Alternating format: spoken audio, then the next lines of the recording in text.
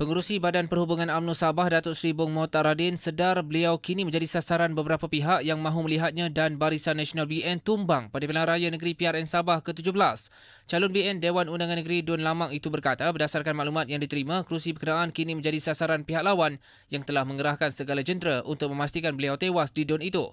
Pada PRN Sabah ke-16, Bong Mohtar yang juga pengerusi BN Negeri berjaya memenangi persaingan 5 penjuru di Dun Lamang dengan majoriti 661 undi. Bong Mohtar berkata, walaupun berhadapan dengan apa yang disifatkan sebagai panahan politik oleh musuh-musuhnya, ia tidak sama sekali menggentarkan beliau yang berkeyakinan penuh terhadap peluang BN di Lamang dan 44 Dun lain.